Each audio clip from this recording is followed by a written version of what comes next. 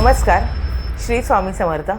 हल्लीच्या काळात तुम्ही जर पाहिलं असेल, मॉडर्न लाईफस्टाईल चालू झाली आहे, त्यामुळे लोकांना रूढी परंपरा किंवा जुन्या काही गोष्टी आहेत त्या लोकांना पटतच नाहीयेत। आता हल्ली पाहताय प्रत्येकाच्या घरात काही ना काहीतरी प्रॉब्लेम आहेत। कोणाला धनाचा अभाव आहे, तर कोणाला लग्नाला प्रॉब्लेम येतोय, तर कोणाला नवरा बायको जर असेल त्यांचं जुळत नाहीये, मुलं बाळ होत नाहीयेत। जर तुमची मुलगी सासरी पाठवली असेल नांदायला, तर त्याही मुलीचे काहीतरी प्रॉब्लेम्स चालू आहेत किंवा मुलाचेही काहीतरी आपल्या स्वतःच्या प्रॉब्लेम्स चालू आहेत, अगदी सुनेचे पण चालू आहेत। तर ह्या गोष्टी कशामुळे होतात ह्याचा विचार कधी कोणी केला का? नाही।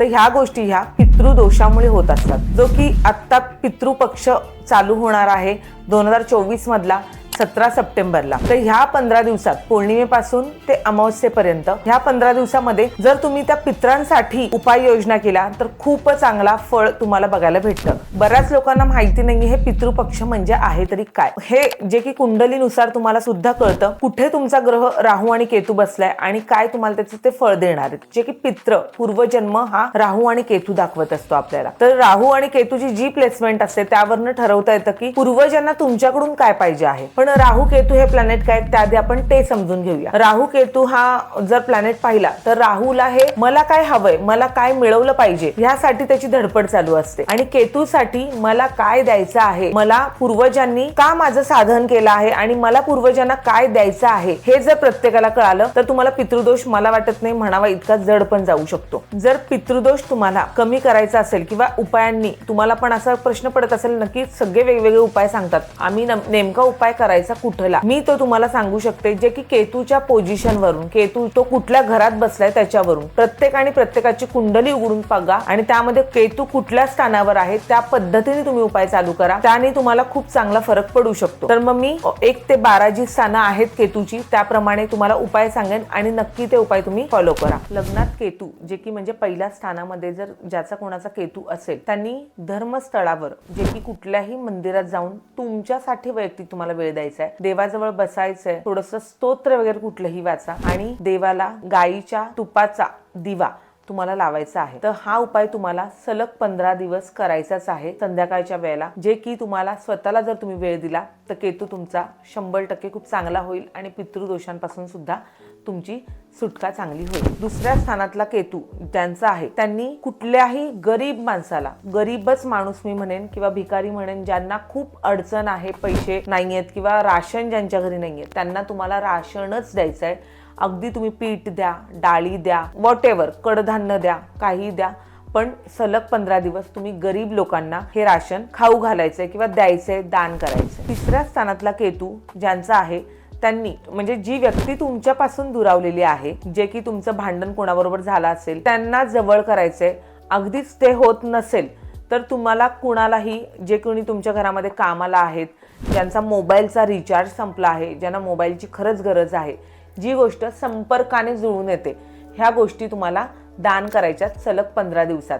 मग ती तुम्ही कितीही वेळाही करा किंवा जी जुनी माणसं तुमच्याकडून दुखावली गेलेत त्यांना तुम्ही समोरून फोन करा, नियोजन करा, त्यांना जेवायला बोलवा, बोलण्याचा संपर्क वाढवा, तर तुमचा केतू हा खूप चांगला होईल आणि तुम्हाला हा पितृदोष पण तुमचा खूप कमी प्रमाणात तुम्हाला जाणवेल आणि बऱ्याच गोष्टी चांगल्या पण होतील। चौथ्या घरातला ज्यांचा केतू आहे त्यांनी तुमच्या स्वतःच्या घरातली डागडुजी तुम्हाला करायची आहे। घरामध्ये काय व्यवस्थित नाहीये किंवा कुठे काम निघतंय असं म्हणू नका की पितृपक्ष आहे म्हणून आम्ही हे काम कसं करू, तर नाही, पितृपक्ष अजिबात वाईट नसतो। ह्या काळात तुम्ही घराची डागडुजी करायला 100% काढा, तुम्हाला तुमचे पित्र खूप जास्त सपोर्ट करतील। आणि ज्यांना कोणाला सपोर्टची गरज आहे, अगदी इमोशनल किंवा ज्याला आपलेपणाची गरज आहे, बोलण्याची एक म्हणतो ना ती ही एक गरज असते, ती जरी असली तर त्यांना सपोर्ट करा, ना की पैशाचीच गरज सगळ्यांना असते। खूप लोकांना ह्या गोष्टींची पण गरज असते, त्या लोकांसाठी तुम्ही उभे राहावा। तुमचा केतू खरंच खूप चांगला होईल आणि तुम्हाला पितृदोष पण कमी प्रमाणात जाणवेल। ज्यांचा केतू 5व्या भावामध्ये आहे किंवा 5व्या स्थानामध्ये बसलेला आहे त्यांनी कुठल्याही गरजू विद्यार्थ्याची मदत करायची आहे, फीचे पैसे द्यायचे किंवा मग स्टेशनरीचं कुठलंही सामान, वही द्या, पुस्तक द्या, खोड रबर द्या, पेन्सिल द्या, ह्या गोष्टी म्हणजे ज्या की शिक्षणाच्या रिलेटेड असतील, पुस्तकं द्या, ही गोष्ट तुम्हाला करायची आहे, जेणेकरून तुमचा जो केतू आहे तो खूप चांगला होईल आणि तुम्हाला पितृदोष पण तेवढासा त्रास देणार नाही। 6व्या स्थानातला ज्यांचा केतू आहे ते बघा नेहमी तुम्हाला दिसतील की नेहमी त्यांचा फोकस म्हणजे भटकतो, पटकन हलतो, त्यांना कळत नाही, विचारात अचानक निघून जातात। तर त्यांनी हा उपाय 15 दिवसात 100% करा, खूप चांगला फरक जाणवेल, जे की कुठल्याही शिवालयात जाऊन, शिवाच्या मंदिरात जाऊन गाईच्या तुपाचा दिवा तुम्हाला लावायचा आहे. सलग 15 दिवस खूप फरक पडेल.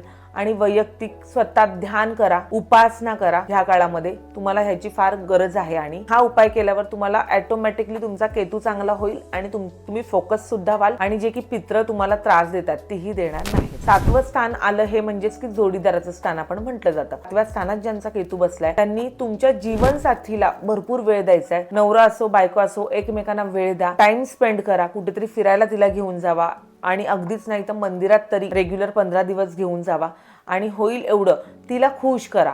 तिला टाइम द्या किंवा तिला गिफ्ट द्या, जेवायला बाहेर घेऊन जावा. ह्या 15 दिवसात तुम्ही हा उपाय जर केला तर तुमचा केतू 100% खूप चांगला होईल आणि पितृदोष सुद्धा तुम्हाला जाणवणार नाही. अष्टम स्थानातला केतू ज्यांचा आहे त्यांनी कुठल्याही प्राचीन मंदिरामध्ये शिवाच्या जायचंय आणि तिथे जाऊन तुमच्या स्वतःच्या पित्रांची सदगतीची इच्छा तुम्ही सांगायची आहे त्यांना. त्यांनी खूप चांगला फरक पडेल. अगदीच ते होत नाहीये तर कुलदेवी तुमची जी कोणी असेल तिला सांगायचं की पित्रांचं नाव घेऊन त्यांच्यात सदगती चांगली होऊ दे ह्याची इच्छा किंवा प्रार्थना तुम्हाला करायची आहे. 9व्या स्थानातला केतू, तुम्ही जेवढे ज्ञान दुसऱ्याला द्याल तेवढं तुमच्यासाठी हे 15 दिवस खूप चांगले पण राहणार आहेत आणि पितृदोष पण तुमचा कमी होणार आहे. तर तुम्हाला जेवढं येतंय तेवढं तुम्ही इतरांना वाटा, लोकांना ज्ञान वाटा. हे तुमच्यासाठी इम्पॉर्टंट काम आहे. आणि पाण्याचं दान तुमच्याकडून होता होईल एवढं खूप करा.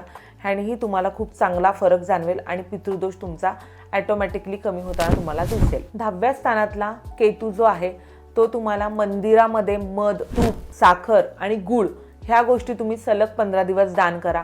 अगदी जर तुम्हाला मंदिरात ठेवता येत नसेल तर गरीब लोकांना तुम्ही ह्या गोष्टी द्यायला चालू करा. आणि ध्यान किंवा स्वतः वैयक्तिक एका ठिकाणी 15 मिनिटं तरी ध्यान लावून बसा. नक्की तुम्हाला तुमचे हे 15 दिवस खूप चांगले जातील आणि पितृदोष पण तुमच्या घरातला कमी होऊन भरभराटी तुमच्याकडे येऊ शकते. 11व्या स्थानातला केतू जो की तुम्ही कुठल्याही नदीच्या काठी जावा किंवा पाण्यामध्ये जिथे कुठे पाणी असेल, संचय असेल पाण्याचा, तिथे जाऊन काळे तीळ किंवा पांढरे तीळ तुम्ही अर्पण करायला चालू करा. सलग 15 दिवस हा उपाय करा, खूप फरक पडेल. आणि कावळ्यांना शेव, पिवळी शेव खायला घाला तुमच्या हाताने, त्यानेही तुम्हाला खूप चांगला फरक पडेल. पितृदोष तुमच्यावर नक्कीच ह्या उपायाने खुश होतील आणि वर्ष तुमचं खूप सुंदरी पण जाईल. 12व्या स्थानातला केतू ज्यांचा कोणाचा आहे त्यांनी शिजवलेले अन्न लोकांना दान करायचंय. तुम्ही जे घरात कराल ते तुम्ही दान करायला चालू करा जेवणाचं, त्यांनी खूप फायदा होऊ शकतो. आणि सेकंड म्हणजे पाणी पिण्याची व्यवस्था तुम्हाला करता आली तर त्याच्यावर पहिलं फोकस करा. 15 दिवस कुणालाही न पाणी पिता घरातनं पाठवू नका आणि तुम्ही स्वतःही खूप पाणी प्या. एवढेच उपाय सध्याला तुम्हाला हे म्हणजे 12ही स्थानातल्या केतूवाल्यांना करायचे आहेत. ह्याने तुमचा पितृदोष पण निघून जाईल आणि बऱ्यापैकी केतू चांगला ॲक्टिव्ह झाला की तुम्हाला तुमचा फोकस पण सापडेल आणि आयुष्यातल्या बऱ्याच गोष्टी तुमच्या हळूहळू स्थिर स्थावर होताना तुम्हाला दिसतील. तर हा झाला आपला पूर्ण एपिसोड, जे की पितृपक्षात तुम्हाला काय करायचं आहे किंवा पितृपक्ष म्हणजे काय हे बऱ्यापैकी मी तुम्हाला सांगितलं आणि समजलंही असेल. तर ह्या गोष्टी सगळ्या तुम्ही फॉलो करा. नक्कीच तुम्हाला ह्या पितृपक्षामध्ये खूप चांगला फरक जाणवेल. आणि माझा एपिसोड तुम्हाला आवडला असेल तर नक्कीच तुम्ही मला सबस्क्राईब करा, फॉलो करा आणि नेहमी मला असाच सपोर्ट देत राहा.